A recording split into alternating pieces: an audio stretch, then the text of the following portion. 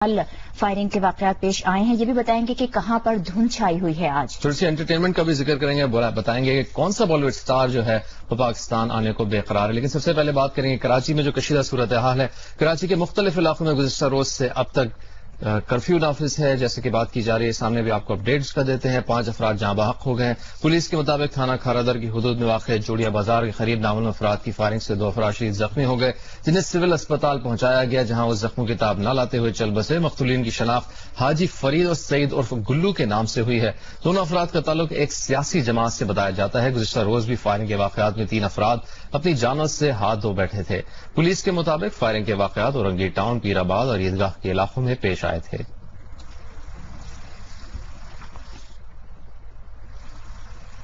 दूसरी जानिब वजीर दाखिला रहमान मलिक ने कहा है कि वली खान बाबर के कातिलों के बहुत करीब हैं। केस में कुछ गिरफ्तारियां भी की हैं। गिरफ्तार अफराद असेंबली और सियासी रहनुमाओं को निशाना बनाना चाहते थे। उन्होंने ये बात जियो न्यूज कराची के दफ्तर आमद के मौके पर बताई। अख्तर शाहीन रिपोर्ट कर रहे हैं। उन्होंने जियो न्यूज के रिपोर्टर वली खान बाबर की शहादत पर जियो न्यूज की इंतजामिया और सीनियर सहाफियों से ताजियत की। रहमान मलिक ने कहा कि वो सदर ममलिकत और वजीर आजम की तरफ से ताजियत करने आए हैं। और उनकी सर्विसेज जो है हमेशा रहती दुनिया तक रहेंगी in the history of journalism, क्योंकि एक नहायत ही काबिल बच्चा था, बहुत मेहनती था, यंग था, बड़ी एस्पिरेशन थी उसकी। हमारे साथ बहुत से उन्होंने प्रोग्राम भी किए, रिपोर्टिंग भी की, तो मुझे दिली अफसोस हुआ। वफाकी वजीर दाखिला ने कहा कि वली खान बाबर का कत्ल एक बड़ा सानिया और ज्यादती है। उन्होंने दावा किया कि कातिलों को गिरफ्तार कर लिया है। चंद रोज में तफसीलात मंजर आम पर ले आएंगे। रहमान मलिक का कहना था कि बैरूनी कुव्वतें पाकिस्तान को गैर मुस्तहकम करना चाहती हैं। हमारे अपने लोग बैरूनी अनासर के हाथों इस्तेमाल हो रहे हैं। मुलजमान मुल्क में बड़े पैमाने पर तबाही लाना चाहते थे। ये जो बंदे हमने पकड़े हैं, जिसमें डिप्टी कमांडर लेवल के लोग हैं, जो कि जाहिर है डिजाइन ये सारी पॉलिसी बाहर से होती है, इम्प्लीमेंट करने वाले फिर पाकिस्तानी हैं। तो इसमें जो बहुत अच्छा काम किया, I would like to congratulate direction rangers, IG police and his team, के वो लोग अगर ना पकड़े जाते तो जिस दिन वली बाबर साहब का मुशाहदत हुई है, उसके दूसरे तीसरे दिन जो उनका प्रोग्राम था वो बहुत ही ज्यादा खतरनाक किस्म की चीज होने वाली, जिसमें असेंबली पे भी हमला हो सकता था और इसके अलावा कुछ लीडरशिप भी उड़ानी जानी थी।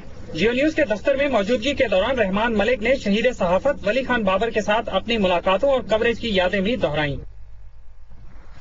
वज़ीर दाखिला रहमान मलिक की कराची आमद और जियो न्यूज के दफ्तर का दौरा, तफसीलात आपने जानी। उधर कराची पुलिस और रेंजर्स ने टारगेट किलिंग में मुबैना तौर पर मुलव्विस 4 मुलजिमों को सुपर हाईवे से गिरफ्तार कर लिया, जबकि औरंगी टाउन में पुलिस ने जराइम की वारदातों में मुलव्विस और भत्ता माफिया से मुंसलिक 6 मुलजिमों को गिरफ्तार किया है। टारगेट किलिंग में मुलव्विस 4 मुलजिमों को सुपर हाईवे से गिरफ्तार किया गया, जिनका ताल्लुक पहलवान गोट से बताया जाता है। उन्हें इसी इल्जाम में इससे पहले भी गिरफ्तार किया जा चुका है। इन अफराद में उनका सरबरा मुदस्सिर लंगड़ा और चीफ आतिफ शहाब और रईस शामिल हैं। इन तमाम अफराद पर एक अहम शख्सियत समेत कई अफराद की टारगेट किलिंग के इल्जामात हैं। मुलजिमों को नामालूम मुकाम पर मुंतकिल करके तफ्तीश शुरू कर दी गई है। दूसरी जानिब औरंगी टाउन के इलाके पाकिस्तान बाजार में मुकाबले के बाद 2 मुलजिमान को गिरफ्तार कर लिया गया है।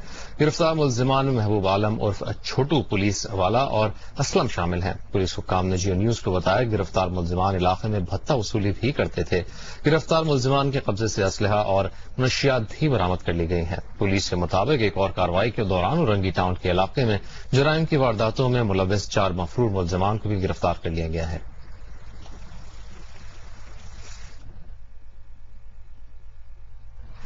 उधर पीपल्स पार्टी के रहनुमा मुस्ताफी वजीर ममलिकत पोर्ट्स एंड शिपिंग नबील कबूल ने कहा है कि ईसीएल में नाम शामिल होने पर उन्हें दुख हुआ है और वो सदर आसिफ जरदारी से मुलाकात करके सूरत हाल से आगाह करेंगे। पीपल्स पार्टी के रहनुमा नबील कबूल ने कराची से इस्लामाबाद पहुंचने पर बेनजीर भुट्टो इंटरनेशनल एयरपोर्ट पर जियो न्यूज से खुसूसी तौर पर गुफ्तगू की। उनका कहना था कि वो पार्टी किसी सूरत नहीं छोड़ेंगे।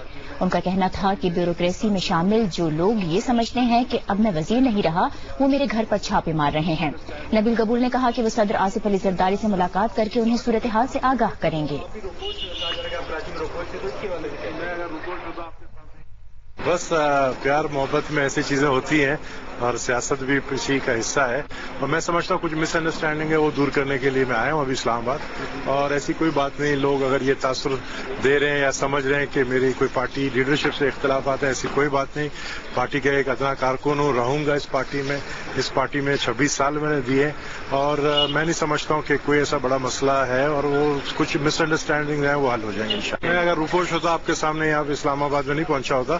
میں سمجھتا ہوں کہ یہ اس طرح کے تاثر وہ لوگ دیتے ہیں، وہ بیوروکریسی جو یہ سمجھتے ہیں کہ چونکہ اب نبیل قبول وزیر نہیں رہا ہے تو پھر ہم جو ہے اب اس کے اوپر جو ڈنڈا چلانا چاہے ہم چلا سکتے ہیں. یہی ہوا تھا رات کو کہ CCPO نے جو ہے پولیس بھیجی اور میرے گھر پہ ریڈ کیا، جبکہ ہوم منسٹر کو بھی اطلاع نہیں تھی، اور پرائم منسٹر صاحب نے آج خود فون کر کے مجھے ایشورنس دی ہے کہ میں اس میٹر کو ٹیک اپ کروں گا. انہوں نے رحمان ملک صاحب سے بھی بات کی ہے اور ہوم منسٹر صاحب سے بھی بات کی ہے.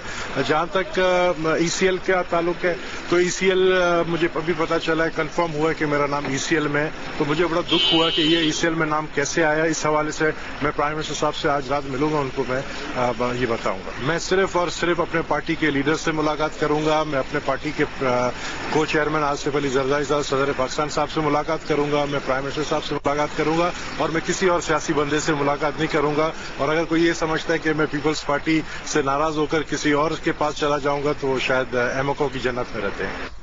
مستعفی وزیر مملکت نبیل قبول جیو نیوز سے خصوصی گفتگو کر رہے تھے. اب آپ کو اپڈیٹ دیتے ہیں سیالکوٹ کے بجوات سیکٹر کی، جہاں بھارتی سیکورٹی فورسز نے بلا اشتعال فائرنگ کی اور گولہ باری بھی کی، جس کے باعث علاقے کے لوگوں میں شدید خوف و ہراس پھیل گیا.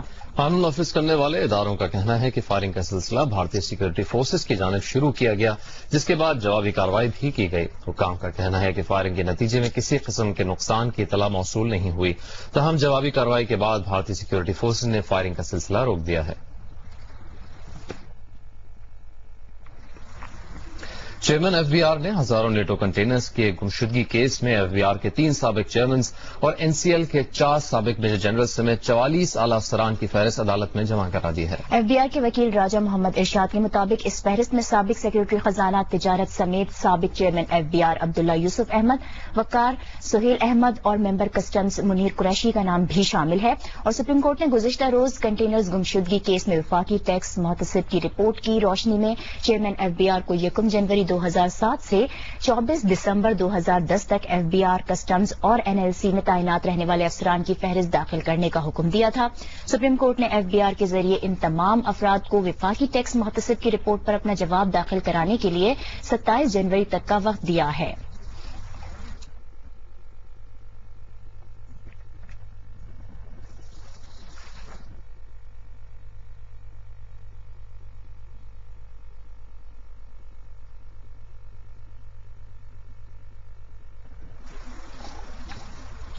اور chief justice of Pakistan justice Iftikhar Muhammad Chaudhry نے حج کرپشن کیس کی سماعت کے دوران یہ ریمارکس دیے ہیں کہ رواں ماہ کراچی میں 75 افراد کو مارا جا چکا ہے.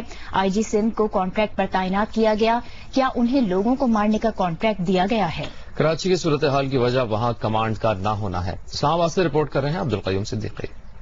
جسٹس پاکستان جسٹس افتخار محمد چودھری کی سربراہی میں 6 رکنی خصوصی بینچ نے حج کرپشن کیس کی سماعت کی. حج کرپشن تحقیقات کے لیے پولیس سروس کے آفیسر سید جاوید شاہ بخاری کی تقرری کے نوٹیفیکیشن پر تحفظات ظاہر کرتے ہوئے عدالت کا کہنا تھا کہ اس نوٹیفیکیشن کے تحت تو وہ بے اختیار تفتیشی افسر ہوں گے. جاوید بخاری نے عدالت کو بتایا کہ انہوں نے اس بے اختیار تقرری پر اپنے تحفظات کا اظہار بھی کیا تھا.